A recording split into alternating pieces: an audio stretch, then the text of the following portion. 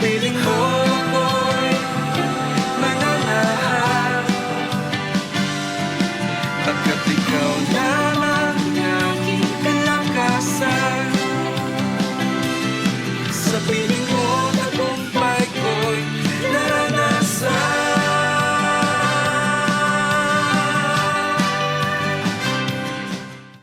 Amen. Purihin po ang ating dakilang Diyos na buhay na patuloy sa ating bumubuhay araw-araw. Sa oras na ito, tayo po ay manalangin upang tayo po ay basbasan ng Panginoon sa ating pong pakikinig, pagtanggap sa Kanyang salita at pagkain natin ng Kanyang salita. Tayo po ay manalangin. Panginoon, kami po ay nagpapabasbas sa iyo, aming Diyos, sa kapangyarihan ng banal mong Espiritu, sa pangalan ng aming Panginoon Kristo, upang patuloy po namin itong maintindihan at patuloy pang ito po ay ma-apply namin sa buhay namin. Salamat po sa iyong basbas sa aming lahat. Ito pong aming dalangin sa pangalan mo, Panginoong Yesus. Ang lahat ay magsabi ng Amen and Amen. Ang aking pababahagi ay dito po sa Romans 13 verse 11. Sabi po sa New King James Version, and do this knowing the time that now is a high time to awake out of sleep. For now our salvation is nearer than we first believe. Ang sabi mo naman po sa wika po ng Tagalog, Romans chapter 13 verse 11, gawin nyo ito dahil alam ninyong panahon na upang gumising kayo. Ang pagliligtas sa atin ay higit ng malapit ngayon kaysa nung una tayong sumampalataya sa Panginoon. Amen. Alam niyo po, ito po ang panahon na sinasabi dito na tayo nga po ay gumising na. Kaya nga po, ang title po nito is Gumising na para malaman mo ang kaligtasan ay malapit na. Alam niyo pong salitang gising, yun po ay sa salitang English is awake. And awake means is to become conscious and aware of. So tayo po spiritually ginigising ng Panginoon na tayo po ay makita, malaman natin, ma-update tayo kung ano yung mga nangyayari ngayon para may handa natin ating sarili sa kaligtasang binigay sa atin ng Panginoon noon at hanggang ngayon ay hindi siya masayang at mawala.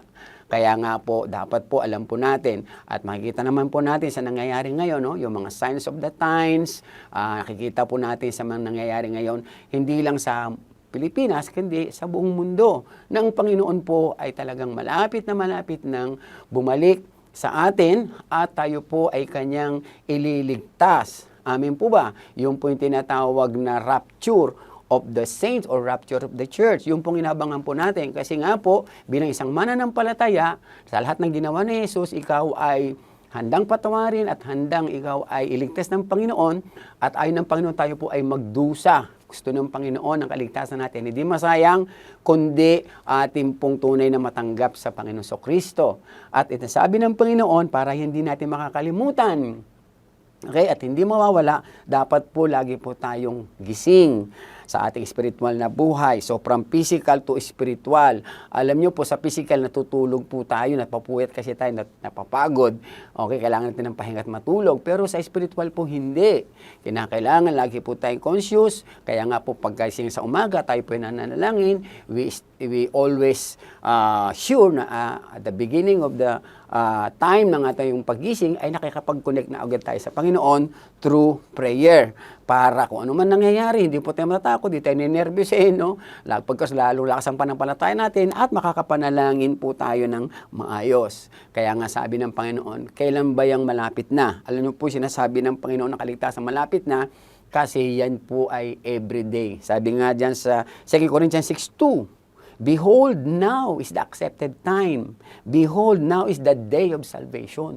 So kung ikaw nakikinig, huwag mong sayangin itong pagkakataon na ang kaligtasan mo ay tanggapin mo sa ating Panginoon Kristo, na kung saan buong pananampalataya. Kaya sabi niya sa Romans 10:9, kung ipapahayag na yung labi galing sa iyong puso na si Jesus ay Panginoong Diyos ng buhay mo, maliligtas ka, sapagkat ang layunin ng Panginoon sa sangkatauhan ay maligtas. Tinubos niya na tayo sa krus ng Kalbaryo at para hindi masayang ang buhay mo at ang lahat ng iyong ginagawa ay malinis sa iyong mga kasalanan, ibinuhos niya, ipananglinis niya sa atin ang kanyang banal na dugo. Kaya sigurado po ang ating pong kaligtasan. At ang sabi ng Panginoon sa 1 Timothy chapter 2 verse 4, kasi ang kaligtasan ay para sa lahat. So, kinakailangan po lahat ng mga tao ay makaunawa po nito. Lalo na po sa mga pamilya po natin, sa mga makikinig pa sa atin. No, kailangan po nilang malaman yan kasi mahal na mahal po tayo ng Panginoong Diyos. So, meaning, salvation is not about the religion. Salvation is about the Lord Jesus Christ, kung anong ginawa niya sa ating mga buhay. Kaya ang bilin dito ng Panginoon, gumising ka. At ang sabi ng Panginoon dito po sa Ephesians chapter 5, verse 14. Anong sabi niya po dito? Sabi niya, nalalantad na ang lahat dahil sa liwanag.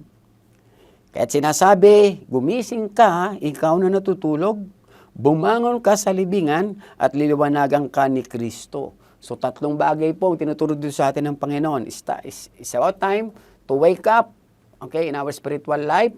Huwag tutulog-tulog, okay? Huwag antukin, kailangan laging aware and conscious, no? Ito bang mga climate change na to, talagang yung mga taas na mga bilihin na to, ano pa, yung mga nangyayari sa mundo, no? Yan po ay dapat magising na tayo, humanda na tayo, no? Huwag po tayong matakot, okay? Dapat po tayo ay laging aware and conscious kasi meron tayong kaligtasan at buhay na walang hanggan na binigay ng Jesus. At sabi niya, bumangon ka. Ito is about time to, after wake up, rise up, at liliwanagan ka ni Kristo, and light up, magliwanag ka. Kung saan, paliwanagin mo pananampalataya mo, paliwanagin mo ang pagpapaliwanag mo, na ang kaligtasan ay para sa lahat. Okay? Mula sa iyo, sa iyong pamilya, okay? Hanggang sa iyong mga kakilala, hanggang sa ibang bahagi ng mga mundo, no? Lugar na kung saan tayo po ay dadali ng Panginoon para makapagpaliwanag, makapagbahagi, makapagturo ng kaligtasan.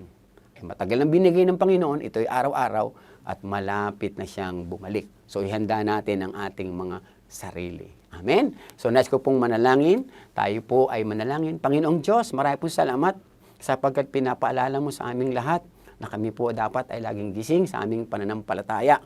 Upang, Panginoon, kami po ay maging aware kung ano man nangyayari, hindi kami matatakot, bagkos kami nabubuhay ng buong pananampalataya.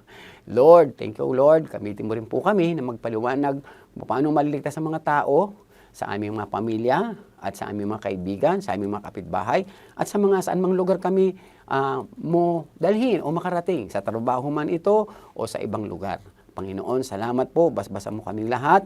At kung may mga may sakit, Lord, pagalingin mo po yung mga nasa banig ng karamdaman, mga nasa ospital, na mga anak mo na tumatawag sa iyo ng himala ng kagalingan, pagalingin mo po, Panginoon. Muli mong palakasin, ibalik ang sigla at lakas upang makapagbahagi ng kaligtasan. Sapagkat ang kaligtasan po ay para sa lahat. Pagpalain mo po kaming lahat, ang aming bayan at ang aming mga kababayan. Ito po ang aming samot dalangin sa pangalan mo, Panginoong Yesus. Ang lahat ay magsabi ng Amen and Amen. Purihin pong Diyos, bukas po uli, araw ng pagpapala. God bless us all.